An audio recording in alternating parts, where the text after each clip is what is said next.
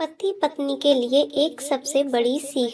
शादी की वर्षगांठ की पूर्व संध्या पर पति पत्नी साथ में बैठे चाय की चुस्कियां ले रहे थे। संसार की दृष्टि में वो एक आदर्श युगल था।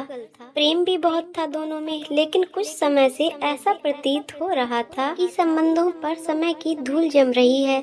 शिकायतें धीरे धीरे बढ़ रही थीं। बातें करते करते अचानक पत्नी ने एक प्रस्ताव रखा कि मुझे तुमसे बहुत कुछ कहना होता है, लेकिन हमारे पास समय ही नहीं होता एक दूसरे के लिए। इसलिए मैं 2 डायरियां ले आती हूँ और हमारी जो भी शिकायत हो हम पूरा साल अपनी अपनी डायरी में लिखेंगे।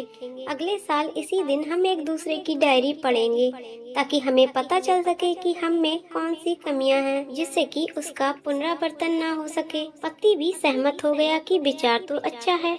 डायरियां आ गईं और देखते ही देखते साल बीत गया। अगले साल फिर विवाह की वर्षगांठ की पूर्व संध्या पर दोनों साथ बैठे एक दूसरे की डायरियां ली। पहले आप की मनोहार हुई। आखिर में महिला प्रथम की परिपाटी के आधार पर पत्नी की लिखी डायरी पति ने पढ़नी शुरू की।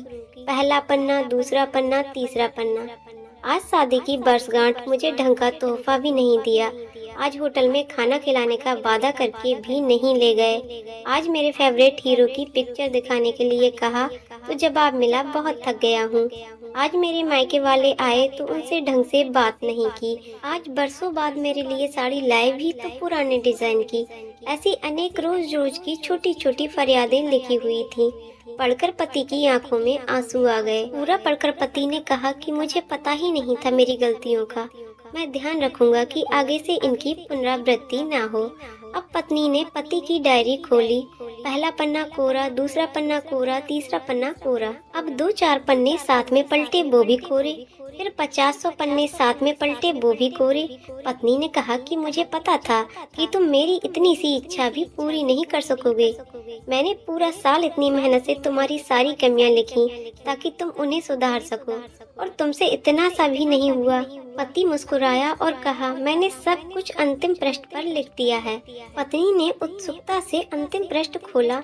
उसमें लिखा था, मैं तुम्हारे मुंह पर तुम्हारी जितनी भी शिकायत कर लूं, लेकिन तुमने जो मेरे और मेरे परिवार के लिए त्याग किए हैं और इतने वर्षों में जो असीमित प्रेम दिया है, उसके सामने मैं इस डायरी में लिख सकूं, ऐसी कोई कमी मुझे तुम में दिखाई ही नहीं दी। ऐसा नहीं है कि तुम में कोई कमी नहीं है, लेकिन तुम्हारा प्रेम, तुम्हारा समर्पण, तुम्हारा त्याग उन सब कमियों से ऊपर है।